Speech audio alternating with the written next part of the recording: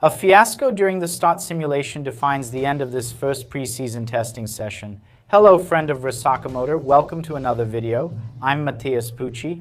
There are games and gift cards for you at Instant Gaming, including Xbox and PlayStation gift cards, and a preseason promotion at Paddock BR. When you buy 2 or more t-shirts, you get a collectible item. Use the coupon Sakamoto for free shipping. You let customer service know which drivers you want on your collectible item. Alright, let's talk about the last day. In fact, let's talk about the overall picture of these 3 days, okay? I want to start by sharing some data with you, so let's go over the final times. Take a look at the final result from Bahrain in the first week. We have both Mercedes as the fastest in the 133.6 range, so they finally went below 134. George Russell finished in second. Then you have the 2 Ferraris with Hamilton and Leclerc, the 2 McLarens with Piastri and Norris, and only then do you have the Red Bull of Max Verstappen. After that, you have the 2 Haas cars, followed by the Red Bull of Raja, and then you have Alpine, Audi Alpine, Williams Racing Bulls, Cadillac Williams Racing Bulls, Aston Martin, and Aston Martin Cadillac. You can see that from 15th place down is where things start to get more mixed up.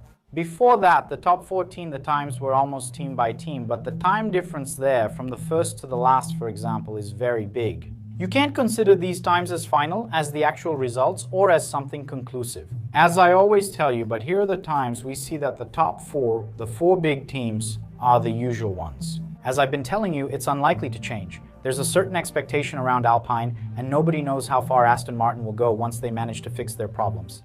But at first, it seems to me that Audi and Cadillac aren't necessarily the worst teams on the grid. The worst team right now is Aston Martin. At first, looking at each team, you have Williams leading, so Williams has made up a bit of the gap they had compared to Barcelona. Then McLaren, Ferrari, Haas, and further down, you'll have Aston Martin in last place, for sure. Aston Martin is the team most affected in this week of preseason testing because they ran very little due to actual problems. It's not because of a strategy, right? Some people are asking me, Matthias, is Aston Martin hiding their performance? No, they're just having problems. They're not managing to.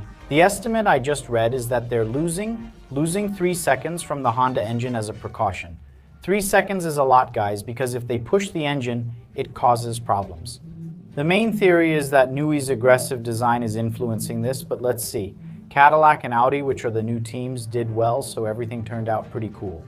For laps per engine, you have the following. The Mercedes engine did 1,410 laps, Ferrari did 1,106 laps, Red Bull powertrain 663, Audi 344, and Honda 203. I don't even need to say that the more teams you have running your engine, the better.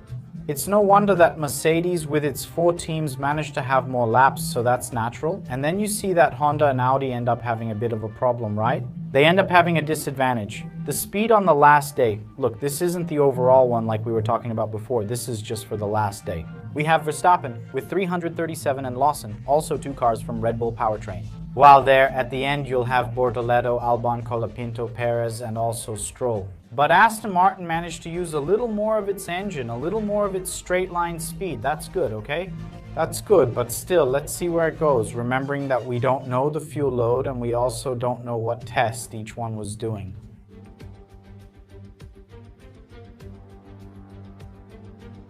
What we're taking away from this first week, remembering that nothing is conclusive, as I always say. And also, possibly next week, we'll already have some changes to the cars and we'll have another change coming there. In Australia, Mercedes apparently looks strong and says they're hiding their game. Ferrari has also done good simulations, and Ferrari in the simulations with a good engine without having major reliability problems. Lewis Hamilton stopped at the very end of the practice, but apparently it was because they let the fuel run out. Checking data, that's very common. It's preseason, it's really very common. They let the fuel run out at the end just to do a check. Red Bull is being considered the favorite by some teams, but it's the Red Bull engine that's drawing attention. Because in theory, they're able to recover the battery better than their competitors, and keep that information in mind because we're going to talk about it. Meanwhile, Audi managed to make progress with their engine, while Aston Martin is by far right there alongside Honda. The most problematic team is what everyone is concluding. It's like a game of passing the blame to each other, right? Mercedes is saying that Red Bull is faster than them and that Red Bull is clearly the favorite for Australia. Red Bull says that Ferrari, Mercedes, and McLaren are ahead.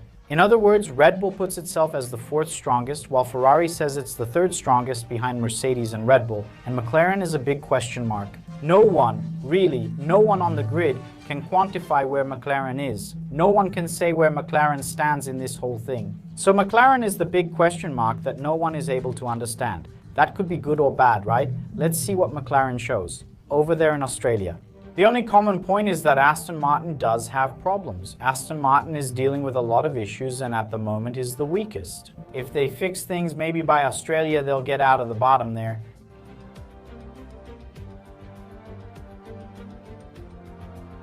But the key point comes now, right at the end. There, when they went to do the start test, it was a total fiasco. Some cars managed to do their test and some couldn't even start.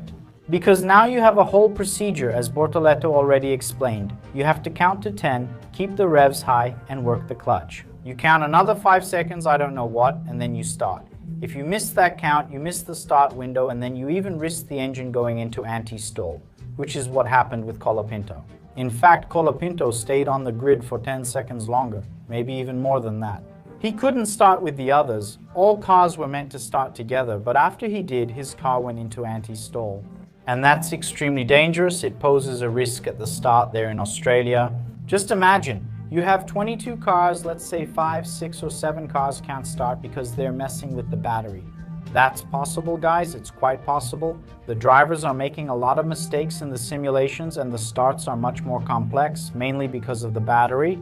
And that's where Andre Stella and Ferrari come in. Remember to keep the engine info in mind. We'll discuss that now.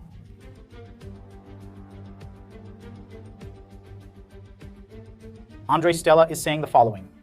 We need to change the rules, otherwise there's a risk of a serious accident happening during the starts in the 2026 season.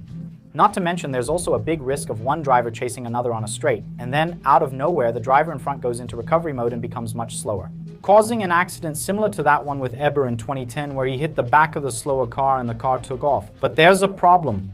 This was pointed out by Ferrari last year, it seems about 12 months before the cars hit the track now.